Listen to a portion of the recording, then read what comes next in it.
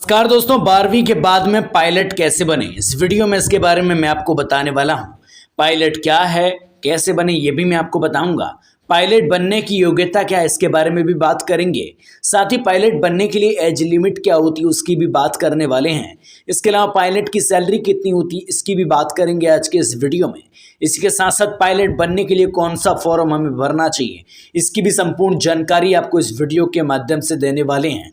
तो प्यारे दोस्तों, आज के इस वीडियो को पूरा लास्ट तक देखना। 12वीं के बाद में पायलट बनने की पूरी प्रोसेस आज के इस वीडियो में मैं आपको समझाने वाला हूं।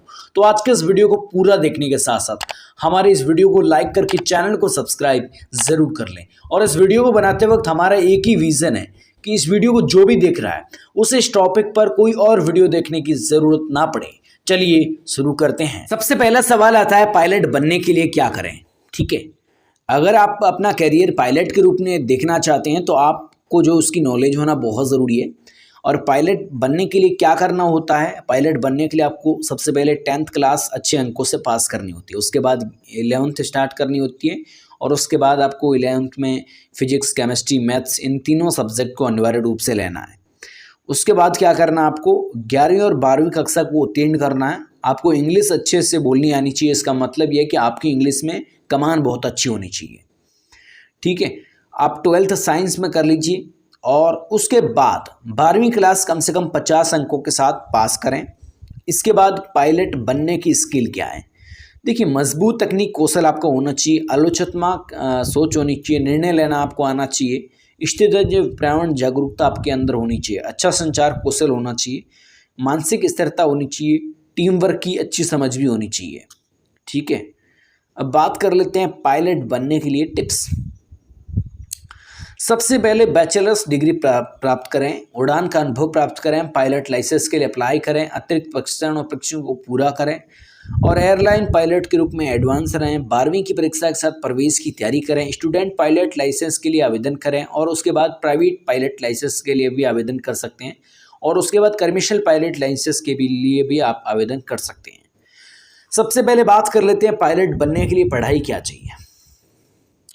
पढ़ाई आपको 12th साइंस से करनी पड़ेगी। उसके बाद आपका एग्ज़ाम होता है।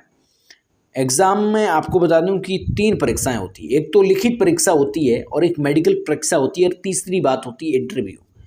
ठीक है, अब बात करें 12वीं के बाद में पायलट कैसे बने। किसी भी एविएशन कोर्स को नामांकन करने के लिए आपको संस्थान और अकादमी द्वारा निर्धारित योग्यता पूरी करनी होगी। भारत में 12वीं के बाद पायलट बनने के लिए आवश्यक जो जानकारी है वो मैं आपको दे देता हूँ। देखिए, ट्रेनिंग शुरू करने के लिए आपको उम्र जो 17 साल से कम नहीं होनी चाहिए।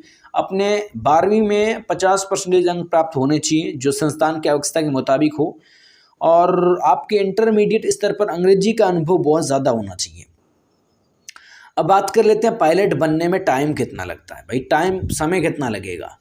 अगर आप पायलट बनना चाहते हैं तो आपको सबसे पहले किसी फ्लाइंग क्लब में एडमिशन लेना पड़ेगा जो डायरेक्ट जनरल सिविल यानी DGCA गवर्नमेंट ऑफ इंडिया द्वारा मान्यता प्राप्त हो। इसके साथ ही आपको स्टूडेंट पायलट लाइसेंस के लिए अप्लाई करना है और एड्रेस एग्ज़ाम पास करना होगा।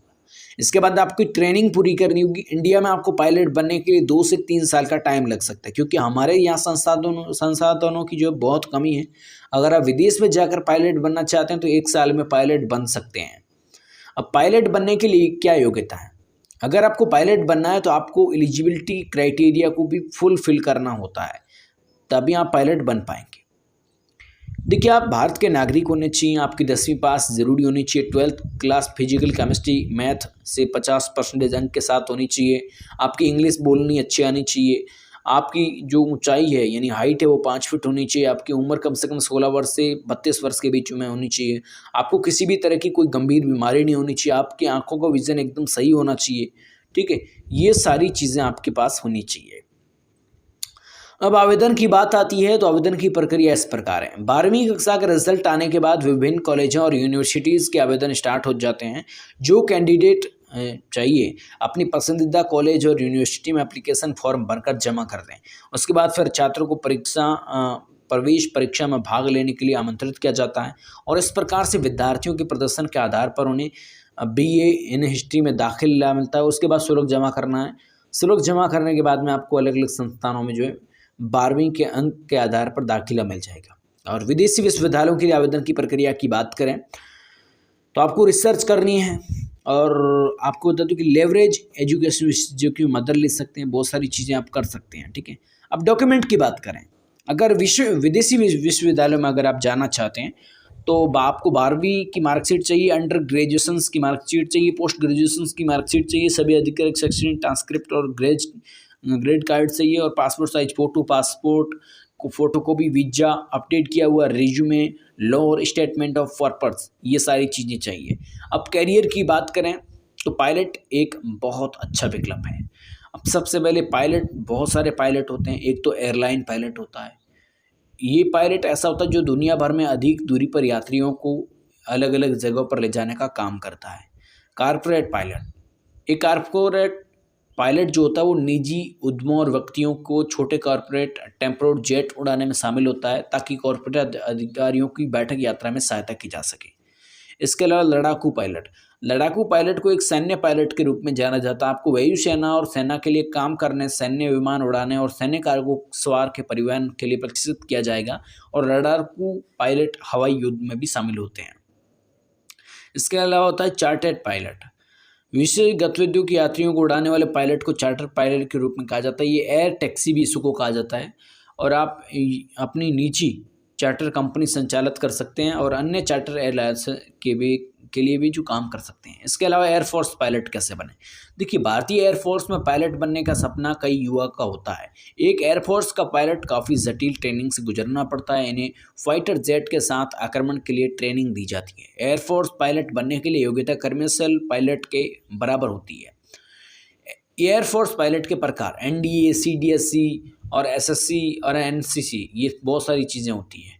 पायलट बनने में खर्चा कितना होता है? अगर बात करें इंडिया की तो इनकी थोड़ी पढ़ाई महंगी होती है, खर्चा भी ज़्यादा होता है। 20 लाख से 25 लाख के बीच में इनका जो खर्चा हो जाता है। ठीक है, अलग अलग पायलट हो सकते हैं, हेलीकॉप्टर पायलट, बहुत सारी चीज़ें होती है। इन सारी चीज़ों की बात करें तो ये बहुत बड़ी चीज़ें हो जाती है।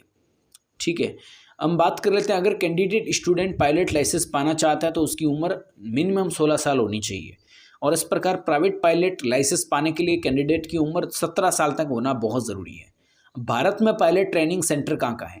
Asiatic international aviation academy Indore और ब्लू डायमंड एविएशन पुणे और acumen school of pilot training Delhi, international school of aviation New Delhi, Indian aviation academy Mumbai, ये भारत में पायलट ट्रेनिंग के सेंटर है।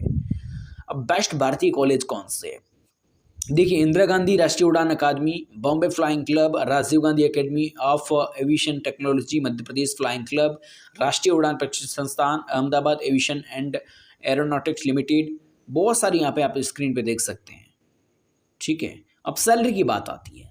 सैलरी आपको कमर्शियल पायलट अगर आपको बनना है तो सैलरी आपको 80,000 रुपये से लेकर 2 लाख प्रतिमाह होती है, जो चलकर 3 से 5 लाख प्रतिमाह हो जाती है।